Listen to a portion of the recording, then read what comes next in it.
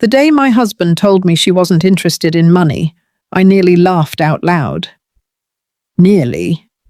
Instead, I sat perfectly still at our kitchen table, the same one we'd found together at a flea market outside Austin, the one I'd spent a full Saturday sanding down and repainting by hand, and I watched him standing at the window with his back turned to me, as if he couldn't stand to face what he was doing. "She's not like that," he said. "She's different." I remember thinking, they always say that. My husband and I had been married 9 years. We'd met in law school, him in his 3rd year, me in my 1st, back when he used to leave coffee on my study desk during exam weeks. That was the man I believed I'd married. Attentive, present, someone who paid attention. We'd built our whole life side by side, the house, the savings, the routines. I passed the bar and joined a mid-sized downtown firm. He made partner 2 years after that. We weren't wealthy, but we were steady. And after the mess of our 20s, steady felt like its own form of love. I couldn't tell you exactly when it began to unravel. Looking back, I can trace the outline of it now, the late nights that slowly became routine, the way he quit asking about my caseload, the 2 weeks he spent in Denver that I later understood weren't purely business. At the time, though, I just assumed we were both swamped. I assumed we were okay. The woman he'd chosen worked as a paralegal at his firm, 26 years old, and apparently she laughed at everything he said, which he mistook for genuinely understanding him. I found out on a Tuesday, not through some stray text, not through a friend's warning. His firm held a summer rooftop gathering downtown, and I arrived late after a deposition ran over, and I spotted the two of them near the railing. Nothing scandalous happened. No kiss, no touch on the back.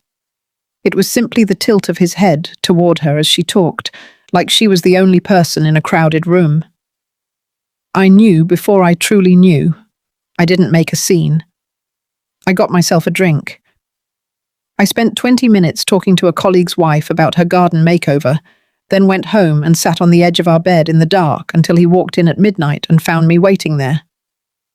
"How long?" I asked. He didn't bother asking what I meant. The weeks that followed are the kind you can't quite remember clearly, and also can't manage to forget. He cried. He apologized.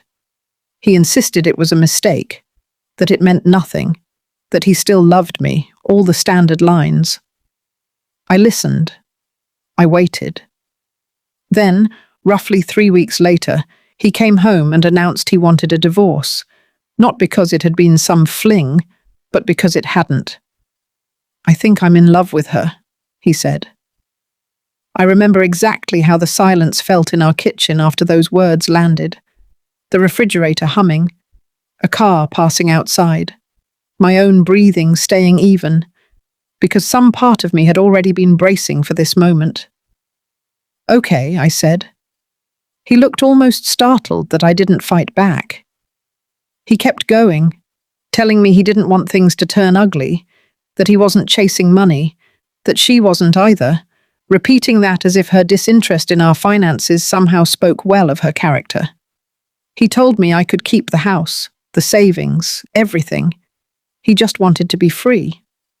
"I'll sign anything you need," he said. "I don't want a thing. I just want to be straight with you." I nodded slowly, then said, "I'll be calling my attorney first thing tomorrow." What he didn't realize, what he'd either forgotten or never truly registered, since he'd never shown much interest in the specifics of my career, was that this was precisely the work I'd been doing for the past 4 years. Family law, divorce litigation, asset protection. It was my specialty. It was, oddly enough, where I felt most in my element. He'd essentially handed me a set of car keys without remembering I knew exactly how to drive. The first call I made was to my sister. She showed up at 11 that night with a bottle of wine and a bag of kettle corn, and we ended up on the kitchen floor since neither of us wanted to sit on the actual furniture, and she let me cry for close to 40 minutes before saying a word. All right, she finally said. So what's the plan? I don't know yet, I told her, but I'm not going to handle this carelessly. She topped off the wine. Good. Here's the important part, because people will have opinions about what came next. I wasn't scheming for revenge. I wasn't hunched over my kitchen table plotting some elaborate scheme. I was simply a woman with a law degree and access to her own financial paperwork, doing exactly what any competent attorney in my position would do. I started reading through the documents. The house was titled in both our names, but I'd been the one who negotiated the mortgage, who'd handled the refinance 3 years back, who knew our equity down to the dollar. Our joint accounts were simple enough, but my husband's retirement accounts, which he'd managed on his own since before we married and always kept to himself, those turned out to be far more revealing. When I actually sat down and looked closely, I discovered he'd been quietly shifting funds for roughly 8 months. Small sums, nothing large enough to raise alarms, but steady and clearly directed toward a solo account I hadn't even known existed. I gathered every statement, copied everything, and called my attorney. My attorney is older than me, sharp to the point of being almost unnerving, and she has a laugh that seems to rise from somewhere deep and unshakably confident. When I explained what I'd uncovered, she went quiet for a moment, then said, "He told you he didn't want anything." His exact phrase was, "I'll walk away with nothing." She paused again. Interesting stance to take. She broke down what we were dealing with. The transfers weren't merely well-timed, they were structured in a way that, paired with the timeline of the affair and the divorce filing, opened the door to a dissipation of marital assets claim. It wasn't guaranteed, but it was substantial, more than enough to completely alter the negotiation. He'd handed over the house, he'd handed over the savings. And now, because he'd spent 8 months quietly moving money while assuring me everything was normal, he'd handed me leverage he never knew existed. That evening I went home and cooked dinner for one. I put on an old record, something slow that my mother used to play, sat at the kitchen table with a glass of water, and for the first time in weeks, something in my chest eased just slightly. I wasn't fine, but I was going to be. Those aren't the same thing. The divorce proceedings officially began in October.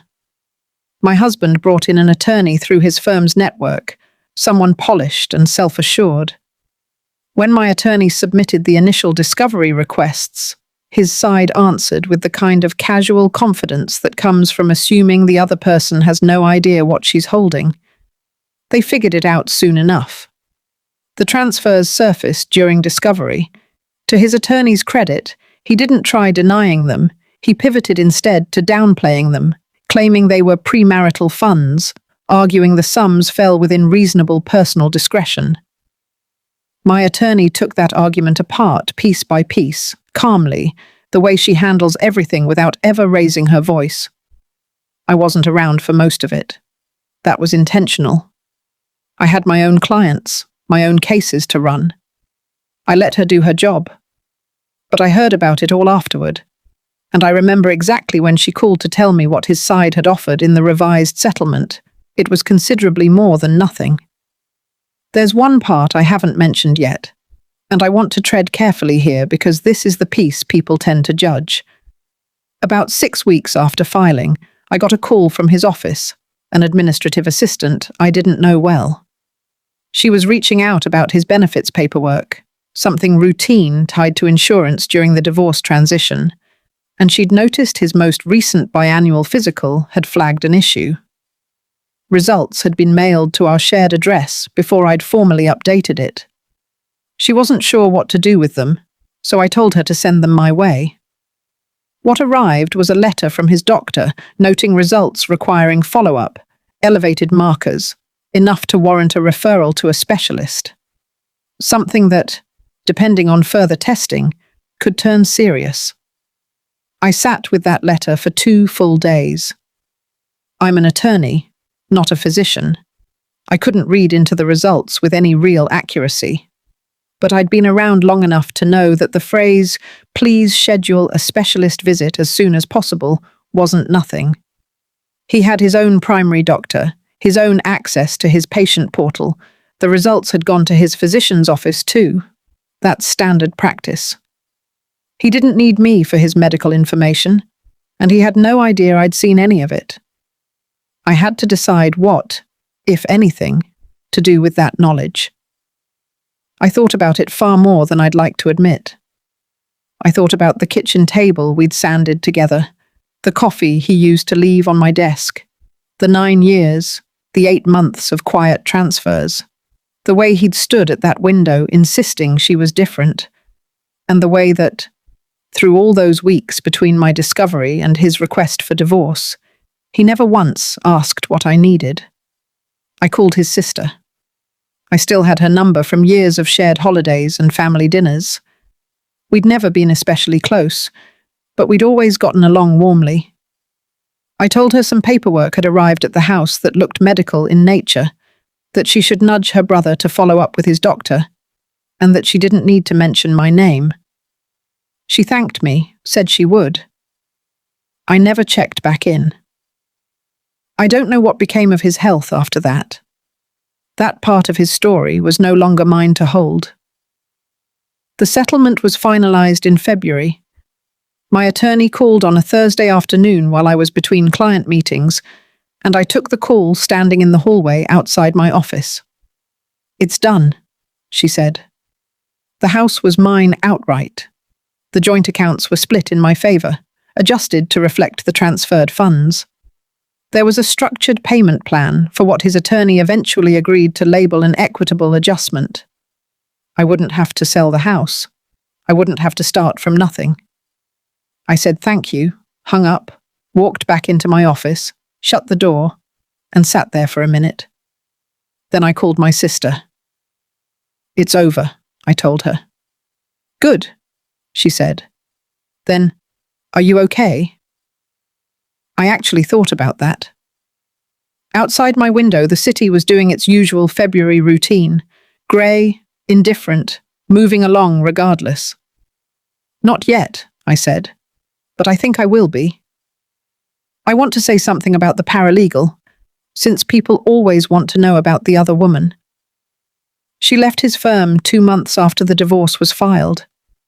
I'm not entirely sure why, though I heard through a colleague who knew someone there that things had grown complicated, that once the financial reality set in, once there was clearly no easy windfall waiting at the end of it, once he became a man tangled in litigation rather than someone starting fresh, the shine of it all faded. It didn't surprise me. I'd watched this exact pattern play out countless times in my career. The idealized version of a person is simple to love. The actual person, weighed down by legal proceedings and stripped of easy optimism, is a different matter entirely. I felt nothing about it. Not satisfaction, not vindication, just a flat kind of recognition, the same feeling I get when a case wraps up exactly as I always knew it would. The house felt off for a long stretch afterward. Not sad exactly, just unfamiliar, like a room rearranged where you keep reaching for things in their old spots. I rearranged the living room just to break the muscle memory. I bought new sheets. Small changes, but they counted. My sister came by one Saturday with groceries and made her enormous batch of chili, which she insists on calling famous, even though it's only known within our family and maybe a few of her college friends. We overate and rewatched a movie we'd both already seen, and sometime around 10 I realized I hadn't thought about him once in 3 hours. That felt significant. I started running in the morning, not out of any grand plan, just because the neighborhood was still and quiet at 6 a.m., and my mind needed something simple, physical, moving forward. Within a few weeks, it became the part of my day I looked forward to most. I took on tougher cases at the office. I started mentoring one of the newer associates, a woman fresh out of law school who reminded me a little of myself at 26. sincere and quietly terrified and trying hard not to show it. I told her what I wish someone had told me, that excelling at this job sometimes means knowing when to stay silent and let the other side talk themselves into a corner. She laughed, then asked what the worst mistake she could make was. Assuming, I told her, that anyone else will look out for you if you don't do it yourself. I still have that kitchen table. I considered getting rid of it, wiping the slate completely clean, no leftover pieces of the old life. But one evening, after a long day, sitting there with tea and a stack of files to review, it just felt like a table, wood and paint, and 2 years of unremarkable mornings. I wasn't going to let him take my furniture too.